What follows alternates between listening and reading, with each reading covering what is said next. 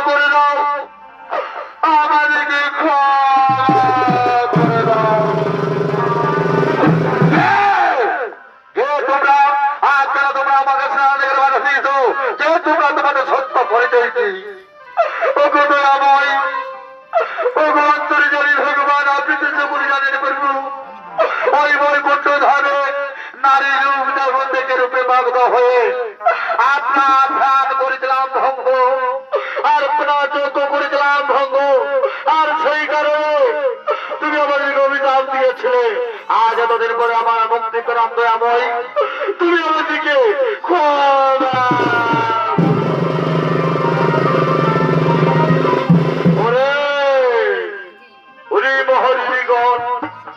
কি বলিব মম দুঃখের কাহানি।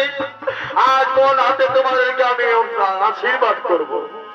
আমি এমনি অভাগা, আজ আমার পিতার আমার মাকে করলাম হত্যা, আমার পিতার গুলি যাবেন চার ভাইকে হত্যা।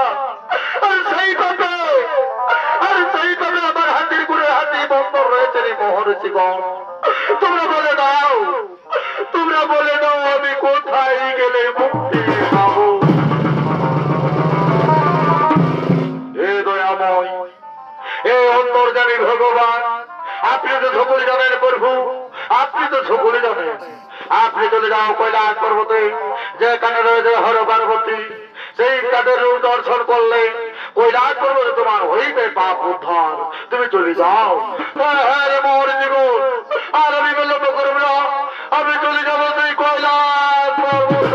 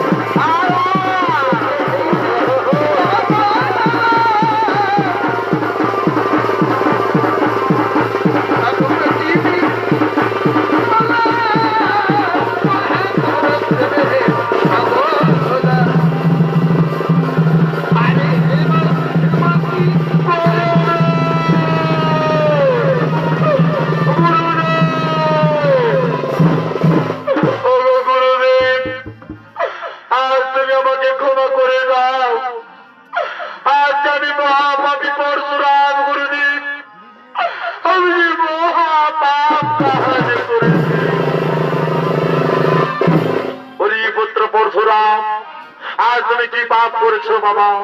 কি পাপ কাজ করেছো? গুরুদেব, আজ আমার পিতার আমার মা কি করেছে হত্যা, আমার চার ভাই কি করেছে হত্যা, আর সেই পাপে হাতির করে হাতে বন্ধ হয়েছে দয়াময়। ওগো দেবাদেব হাতে, আমাকে তুমি ক্ষমা করে দাও। এই হাত থেকে তোতার আমার বন্ধন মুক্তি করে দাও।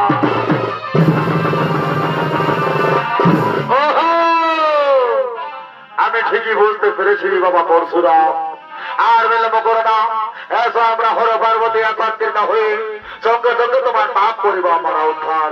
এসো পুত্র, আমাদের কাছে এসো। ওম শান্তি, ওম শান্তি, ওম শান্তি।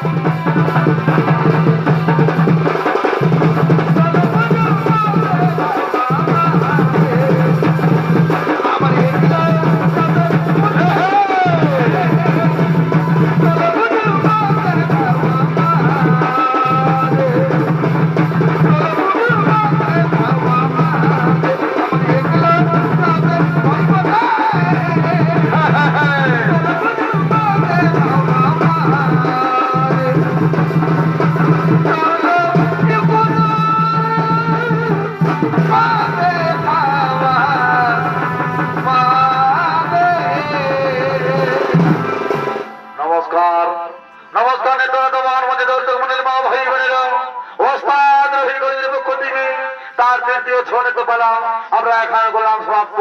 নমস্কার।